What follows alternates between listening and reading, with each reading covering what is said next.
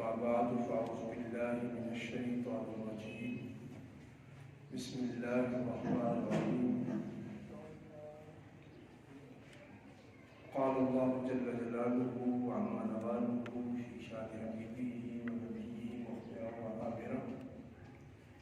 إن الله وملائكته يصلون على النبي يا أيها الذين آمنوا صلوا عليه وسلموا تسليما اللهم صل على سيدنا ومولانا محمد وعلى آل سيدنا ومولانا محمد وبارك وسلم عليه الصلاة والسلام عليك يا سيدي يا رسول الله وعلى آلك وأصحابك يا سيدي يا حبيب الله الصلاة والسلام عليك يا سيدي يا نبي الله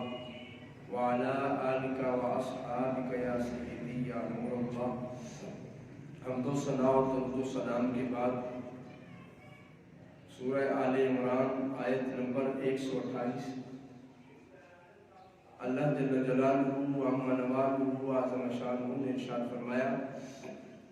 لیس لک من الامر شیء او یتوب علیہم او یعذبہم فانہم ظالمون۔ اے حبیب پیارے،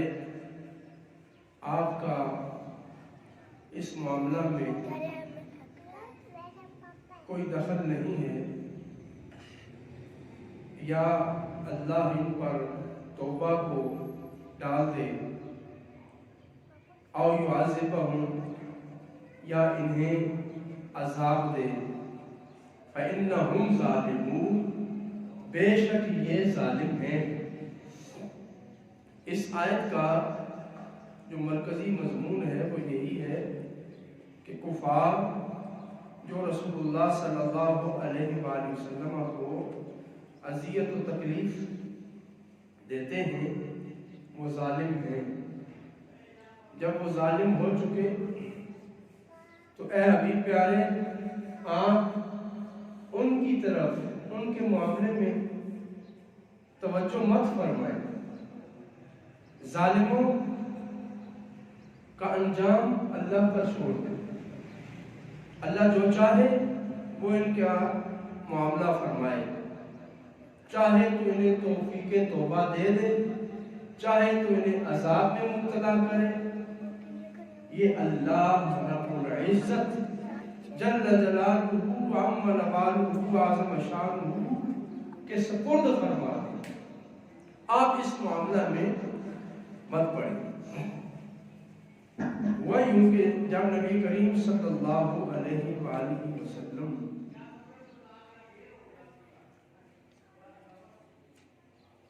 جنگ احد میں زخمی ہوئے، آپ صلی اللہ علیہ وآلہ وسلم کو زخم لگے، دندان مبارک شہید ہوئے، چہرہ مبارک خون آلود ہوا،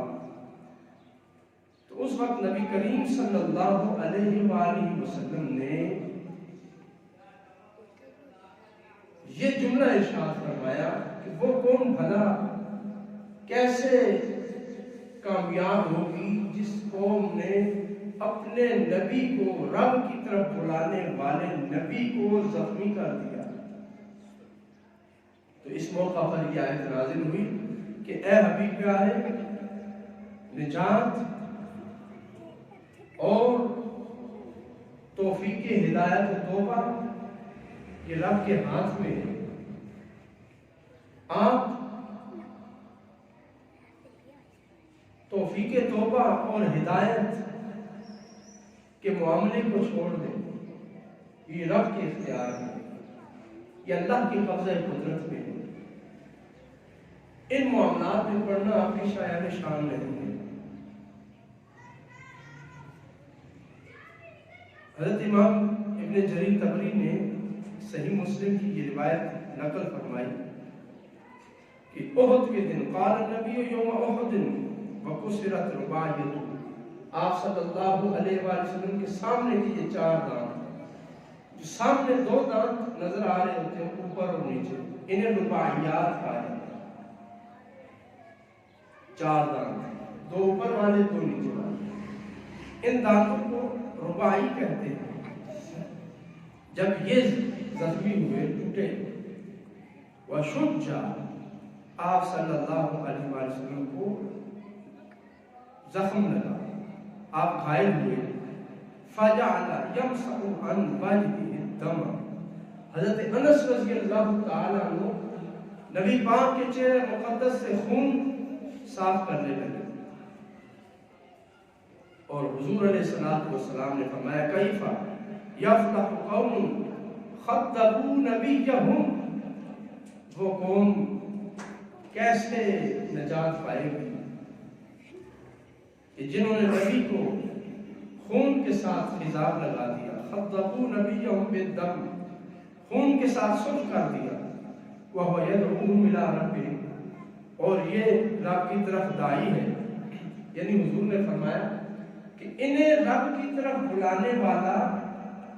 جو نبی ہے اسے یہ زخمی کر رہے ہیں، تو بھلا انہیں توفیق توبہ و ہدایت کیسے ملے گی، یہ کامیاب کیسے ہوں گے؟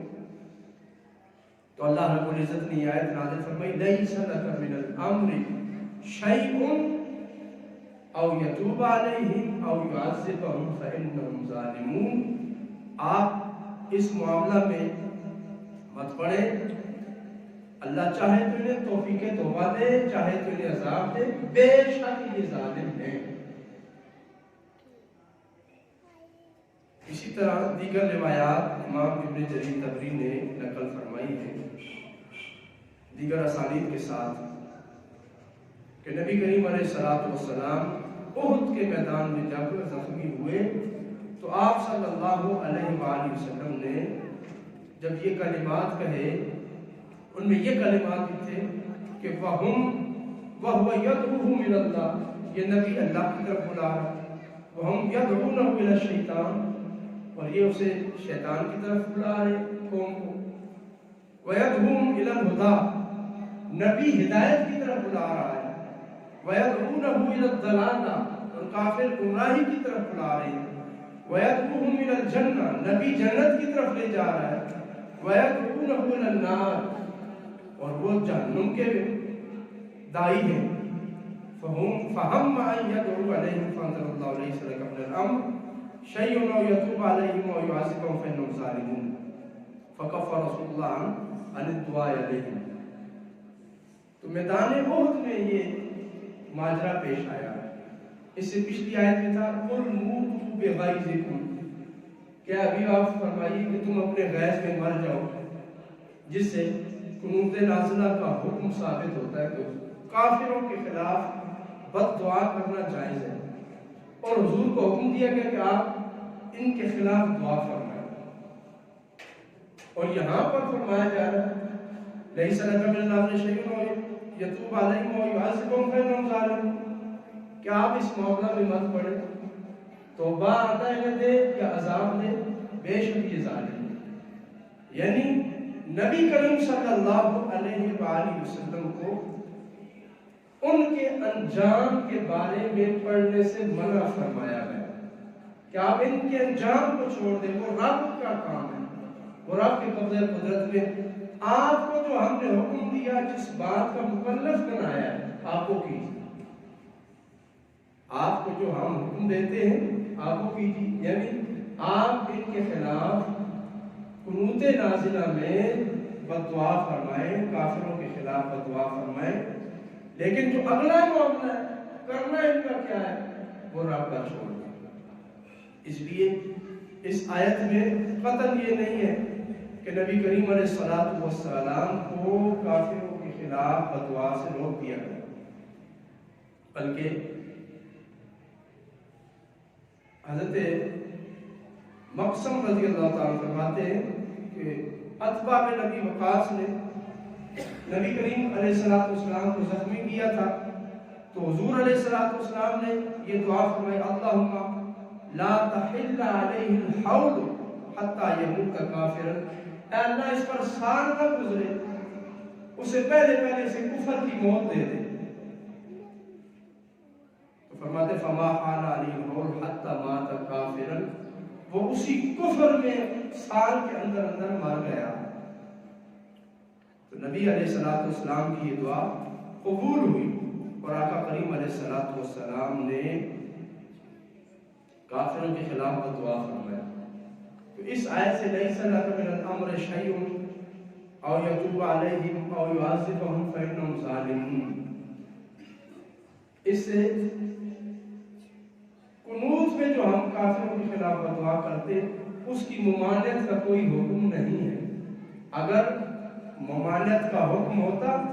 تو قنوت سے وہ الفاظ نکال دیے جاتے، نخلا ونترک من یفجر ان عذابک بالکفار منکر۔ نبی کریم علیہ السلام نے جس طرح اپنی آئندہ زندگی میں بھی کفار کے خلاف قنوت میں دعائیں فرمائیں، جس طرح نبی کریم علیہ السلام نے نماز فجر ادا فرمائی، صلی رسول اللہ الفجر فلما رفع راسه من الرکعۃ الثانیہ، جب حضور نے دوسری رکعت کا رکوع ادا کیا اور کھڑے ہوئے سر مبارک بلند فرمایا تو اس وقت دعا فرمائی، اللہم انج عیاش بن ابی ربیعہ، اے اللہ عیاش بن ابی ربیعہ کو نجات عطا فرما، وسلمہ بن ہشام، سلمہ بن ہشام کو نجات عطا فرما، والولید ابن الولید، ولید ابن ولید کو نجات عطا فرما، اللہم انجل مستضعفین من المسلمین، اے اللہ جو مسلمان کمزور ہیں انہیں نجات عطا فرما، اللہم اشدد وطأتک علی مدر، اے اللہ اپنی سختی مدر قبیلے پر نازل فرما، اللہم سنین کسنین آل یوسف، اے اللہ وہ سال اس قوم کو دے جو یوسف علیہ السلام کی قوم کو دیے تھے، یعنی قحط عطا فرمائے، ان پر قحط نازل فرما۔ اسی طرح دیگر روایات میں ہے کہ حضور نے قبیلہ لحیان، رعل، ذکوان کے خلاف نماز فجر میں دعا کرنا۔ اسی طرح دیگر نمازوں کا بھی ذکر کتب تفاسیر میں اور کتب احادیث میں آتا ہے کہ نبی علیہ السلام نے مختلف مواقع پر مختلف قوموں کے حق میں ان کے نقصان کے لیے، ان کے عذاب کے لیے دعا فرمائی۔ نبی علیہ السلام کی یہ دعائیں قبول ہوئی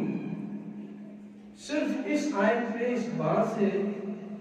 متنبہ کیا گیا کہ اے ابھی پیارے، انجام رب کے ہاتھ میں ہے، وہ چاہے تو ان آپ کے خلاف لڑنے والے کافروں کو ہدایت دے دے، توبہ کی توفیق دے دے اور اسلام کا داعی و مبلغ بنا دے، اور وہ چاہے تو انہیں آج ہی عذاب میں گرفتار کرے۔ یہ رب کا کام ہے، اس کے اپنے ہاتھ میں ہے، آپ کے ذمہ جو کام ہے آپ وہ نبھاتے جائیے۔ نبی علیہ السلام رحمت للعالمین ہے۔ آقا کریم علیہ السلام کو بعض صحابہ نے بعض مواقع پر بالخصوص بدعا کے لیے عرض کی، یا رسول اللہ کے خلاف دعا فرمائیں، یہ تباہ و برباد ہو جائے۔ حضرت عمر رضی اللہ تعالیٰ عنہ نے عرض کی تو حضور نے فرمایا، انی لم ابعث لعانا ولکنی بعثت داعیا ورحمتا، کہ مجھے لعنت کرنے والا نہیں بنا کے بھیجا گیا، مجھے اللہ کی طرف بلانے والا اور سراپا رحمت بنایا گیا۔ اللہم اغفر لقومی فإنہم لا یعلمون، اے اللہ میری اس قوم کو بخش دے، یہ مجھے نہیں جانتے اور یہ جو کام کر رہے ہیں اس کا انہیں ادراک نہیں ہے۔ تو نبی علیہ السلام نے حضرت عمر رضی اللہ تعالیٰ عنہ سے فرمایا کہ اللہ نے مجھے لعنت کرنے والا نہیں بنایا بلکہ مجھے رحمت کرنے والا بنایا ہے۔ تو حضرت عمر رضی اللہ تعالیٰ عنہ نے عرض کی، یا رسول اللہ صلی اللہ علیہ وسلم، اللہ نے قرآن کریم میں نوح علیہ السلام کے بارے میں فرمایا کہ انہوں نے دعا کی تھی، رب لا تذر علی الارض من الکافرین دیارا، کہ نوح علیہ السلام نے اپنی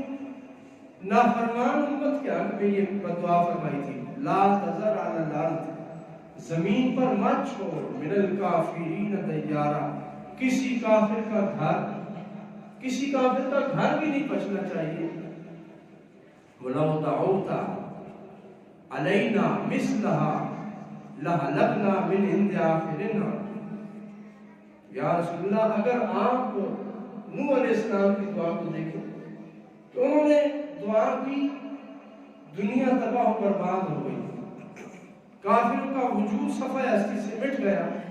لَوْ دَعَوْتَ عَلَيْنَا مِثْلَهَا لَهَلَكْنَا مِنْ عِنْدِ آخِرِنَا. یا رسول اللہ، آپ بھی ویسی دعا فرما دیں، یہ سارے تباہ و برباد ہو جائیں گے. فقط غُطِیَ ظَہْرَکَ. یا رسول اللہ، یہ کافر حد پار کر گئے ہیں، آپ کی پشت پر چڑھ چکے ہیں، آپ کی پشت کو روند دیا گیا. وَأُدْمِيَ وَجْهَكَ. آپ کے چہرہ مبارک کو خون آلود کر دیا گیا. وَقُسِرَتْ رُبَاعِيَتُكَ. آپ کے سامنے کے دندان مبارک توڑ دیے گئے. فَأَبَيْتَ أَن تَقُولَ إِلَّا خَيْرًا. یا رسول اللہ، آپ کتنے رحیم و کریم ہیں، آپ کتنے شفیق ہیں اس امت پر کہ آپ نے سوائے دعائے خیر کے ان کے حق میں کوئی جملہ نہیں فرمایا. فَقُلْتَ رَبِّ اغْفِرْ لِقَوْمِي فَإِنَّهُمْ لَا يَعْلَمُونَ. اے رب، میری قوم کو معاف فرما، بے شک یہ نہیں جانتے. نبی علیہ السلام کہ اخلاق کریمانہ کا بیان حضرت عمر فرما رہے، یا رسول اللہ، اگر نوح علیہ السلام کی دعا میں یہ طاقت تھی کہ روح زمین کے سارے کافر نے اس کو نابود ہو گئے، تو یا رسول اللہ، آپ اگر دعا فرمائیں تو پھر بچتا کون ہے؟ کس نے بچنا تھا؟ نوح علیہ السلام خود تو محفوظ تھے، ان کے جسم کو تو کوئی گزار کسی نے نہیں پہنچائی، صرف ان کی دعوت کا انکار ہوا. اور آپ صلی اللہ علیہ وآلہ وسلم کے جسم اطہر و اقدس کو زخمی کیا گیا، آپ کے دندان مبارک تک شہید ہوئے، آپ کے چہرے کو خون آلود کر دیا گیا. ابیت ان تقول الا خیرا. یا رسول اللہ، آپ کتنے رحیم و شفیق ہیں کہ آپ نے ان کے حق میں صرف اور صرف دعائے خیر ہی فرمائی ہے، اور ان کے حق میں آپ یہی دعا فرماتے ہیں، اللہم اغفر لقومی فَإِنَّهُمْ لَا يَعْلَمُونَ. اے رب، میری اس قوم کو معاف فرما، یہ نہیں جانتے،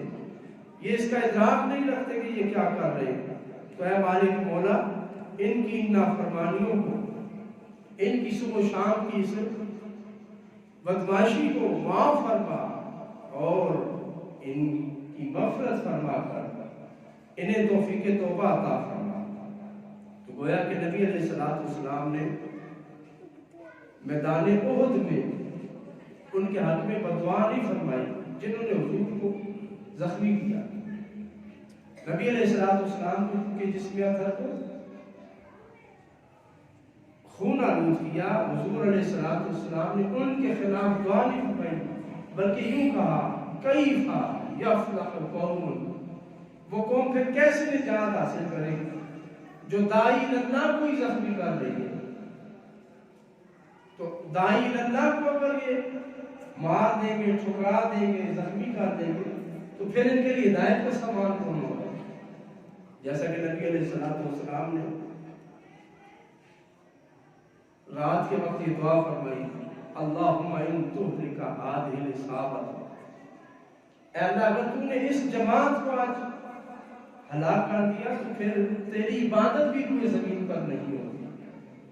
تیری عبادت کرنے والے ہم ہیں. تو اللہ رب العزت نے فرشتوں کے ذریعے مدد نازل فرمائی. تو نبی علیہ السلام کی دعا، اس کا مستجاب ہونا، قبول ہونا، یہ یقینی ہے. نبی علیہ السلام کسی کے حق میں دعا فرما دے تو یہ قطعی بات ہے کہ وہ دنیا جہاں میں سکون ہو گیا، اور جس کے خلاف وہ دعا کر دے وہ تباہ و برباد ہو گیا.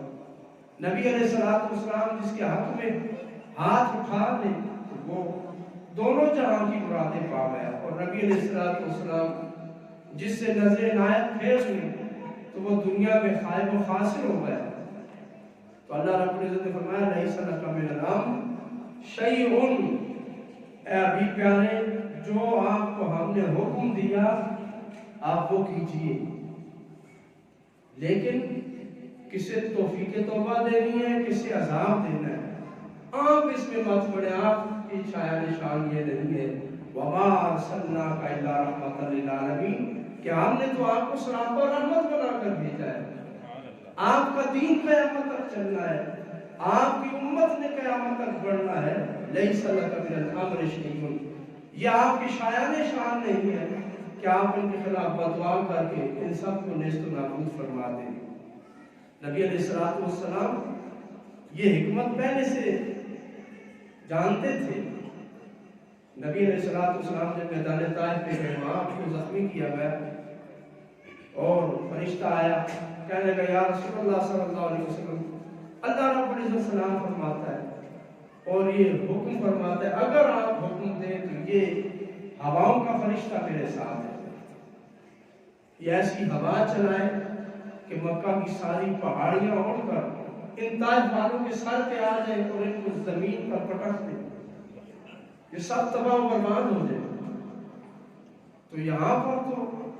اللہ رب العزت نے فرشتے کو بھیجا کہ میرے محبوب کی مرضی کیا ہے، منشا کیا ہے۔ تو نبی علیہ السلام نے فرمایا اللہم اغفر لقومی فإنہم لا یعلمون، اے رب میری اس قوم کو معاف کر، یہ نہیں جانتے کہ یہ کیا کر رہے ہیں اور میں کون ہوں۔ تو نبی علیہ السلام نے یوم احد سے پہلے ہی اپنے اس اخلاقی کریمانہ کا اظہار فرما دیا۔ تو اس سے یہ بات واضح ہو گئی کہ نبی علیہ السلام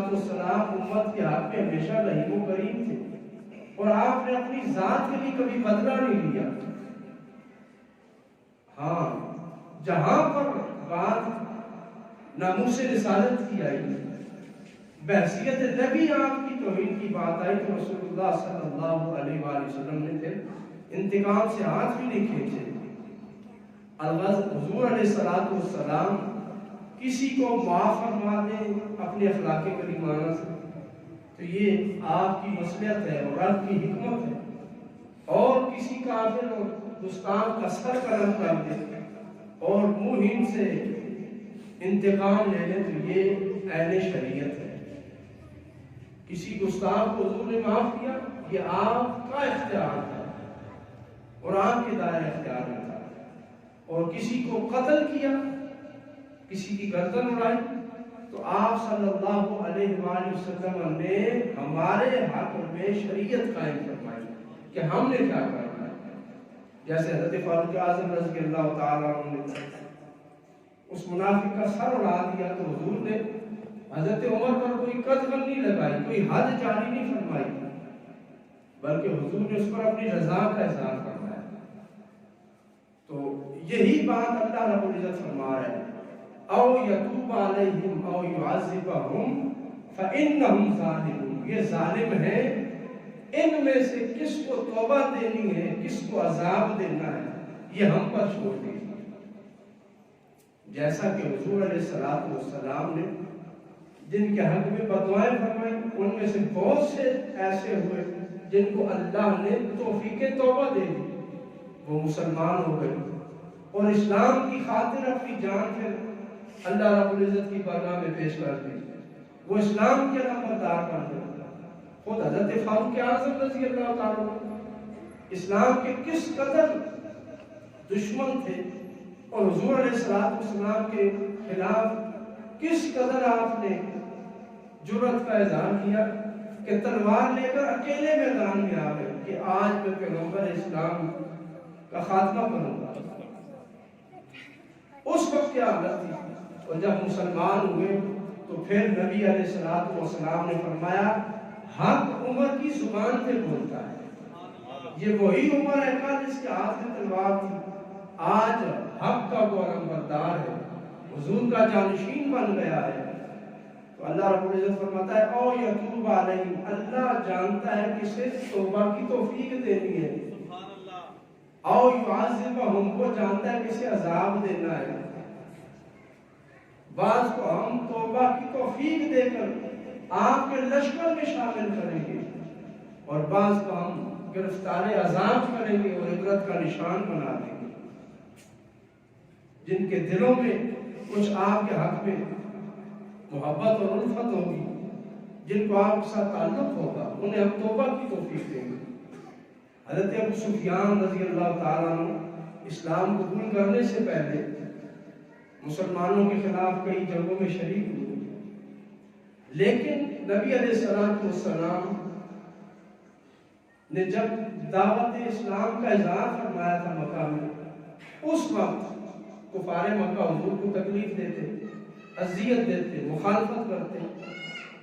تو اکثر اوقات ایسا ہوتا ہے، امام ابن حجر عسقلانی فرماتے ہیں کہ نبی علیہ السلام کو ابو سفیان پناہ دیا کرتے تھے کہ یہ میری زمان میں آ گئے، آپ خبردار کو انہیں ہاتھ لگائے۔ تو حضرت ابو سفیان اگرچہ کفار مکہ کے سردار تھے، لیکن حضور علیہ السلام کے ساتھ یہ حسن سلوک بھی کیا، تو اس کا بدلہ حضور علیہ السلام نے فتح مکہ کے دن انہیں عطا فرما دیا۔ ابو سفیان ابھی تک دائرہ اسلام میں نہیں آئے، حضور اپنا لشکر لے کر مکہ پہ آ گئے، فاتح اور غالب کی حیثیت سے حضور اعلان فرما رہے ہیں، من دخل دار ابی سفیان فہو آمن، جو ابو سفیان کے گھر میں چلا جائے گا اسے میں پناہ دیتا ہوں، وہ امن والا ہے۔ کتنا بڑا اعزاز ابو سفیان کو حضور علیہ السلام نے دیا کہ آج تو حضور چاہتے تو گردن ہی اڑا دیتے، جس کی چاہتے حضور علیہ السلام گردن اڑاتے،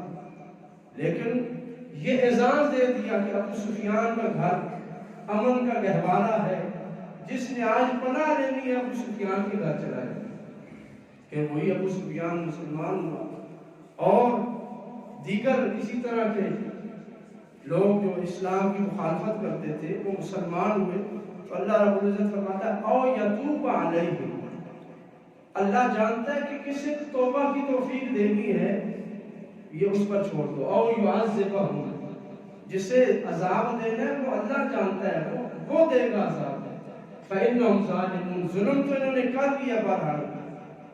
اس لیے آپ ان کے انجام کو چھوڑ دیجئے، جو آپ کے ذمہ کام ہے آپ اسی کو نبھائیے۔ تو اس آیت کریمہ کا یہ مدعا ہرگز نہیں ہے کہ حضور علیہ السلام کی دعا میں کوئی وزن نہیں۔ بعض مفسرین نے یہاں پر غلطی کھائی، لَيْسَ لَكَ مِنَ الْأَمْرِ شَيْءٌ، اور یہ تک کہہ دیا کہ نبی علیہ السلام کو کوئی اختیار نہیں، آپ اپنی مرضی سے دعا یا بدعا بھی نہیں کر سکتے۔ یہ تو بات ٹھیک ہے کہ حضور جو بھی کرتے رب کی رضا سے کرتے، لیکن کسی کے حق میں حضور بدعا فرما دے تو تاریخ میں ایک مثال بھی نہیں ملتی کہ نبی علیہ السلام نے کسی کی تباہی کی دعا کی اور وہ بچ گیا ہو۔ نبی علیہ السلام نے جس کے حق میں دعا فرمائی اس کے گھر میں بہار آ گئی، اور جس کے خلاف ہاتھ اٹھا دیے وہ تباہ و برباد ہو گیا۔ نبی علیہ السلام آپ کے اشارہ ابرو سے ہماری تقدیریں بنتی ہیں، آپ انگلی اٹھا دے چاند دو ٹکڑے ہو جاتا ہے، آپ علیہ السلام نظر کرم فرما دے، کفر و شرک اور فسق و فجور دور ہو جاتا ہے۔ نبی علیہ السلام تشریف فرما تھے، اذان ہو رہی تھی، ادھر ایک بدو اذان کا مذاق اڑا رہا تھا، نبی علیہ السلام نے بلایا اور فرمایا ذرا وہی الفاظ دہراؤ، کیا کہہ رہے تھے؟ وہ کہنے لگا اللہ اکبر اللہ اکبر۔ نبی علیہ السلام نے فرمایا پھر پڑھو۔ حضور نے اپنا ہاتھ مبارک اس کے سینے پہ رکھا، کہنے لگا اشہد ان لا الہ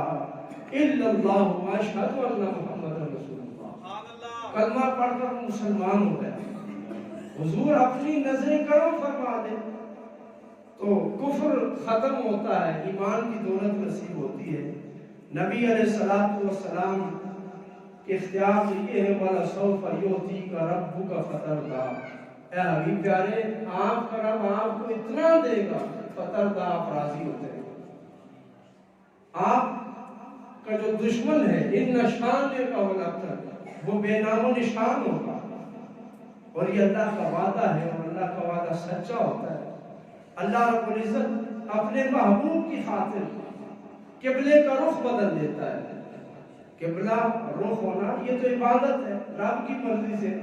لیکن رب فرماتا ہے فَلَنُوَلِّيَنَّكَ قِبْلَةً تَرْضَاهَا، کہ ہم فَلَنُوَلِّيَنَّكَ ضرور آپ کا چہرہ اقدس ادھر ہی پھیریں گے، قِبْلَةً تَرْضَاهَا، جو قبلہ آپ کو پسند ہے، جس میں آپ کی رضا ہے، جو آپ کو بھاتا ہے وہی قبلہ ہے، وہی ہماری عبادت کا مرکز ہے، وہی ہماری عبادت کی قبولیت کا رخ ہوگا جس طرف آپ چہرہ انور پھیر دیں گے۔ نعرہ تکبیر، اللہ اکبر، نعرہ رسالت، یا رسول اللہ، وہی ہے دور جہاں پڑ گئی نگاہ تیری، وہی ہے دور جہاں پڑ گئی نگاہ تیری، وہی چمن ہے جہاں مسکرا دیا تو، لیس لک من الامر شیء۔ اے ابھی پیارے، ان کو عذاب میں دیکھنا یہ تو آپ کو گوارا ہی نہیں ہے، انہیں دائمی عذاب میں مبتلا کرنا یہ آپ کی شان رحمت کے خلاف ہے۔ اس لیے اے ابھی پیارے، آپ اپنے محبوبوں کو، اپنے محبوں کو، ابو بکر و عمر کو توجہ دیجئے۔ انہم ظالمون، یہ تو ظالم ہے، ان کی بات ہی آپ نہ کیجئے،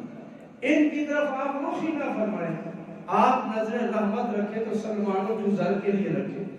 بلال و حیدر کے لیے رکھیں۔ اے میرے حبیب، بھٹک رہی ہے اندھیرے میں زندگی کی برات، کوئی چراغ سر راہ گزر جلاتا جا،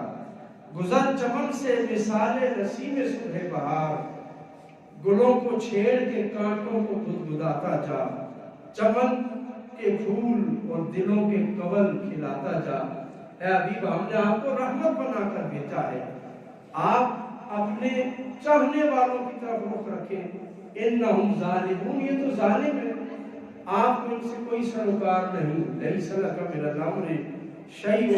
او یتوب علیہم او یعذبہم فانہم ظالمون، للہ ما فی السماوات و ما فی الارض۔ اور اے حبیب پیارے، آپ یہ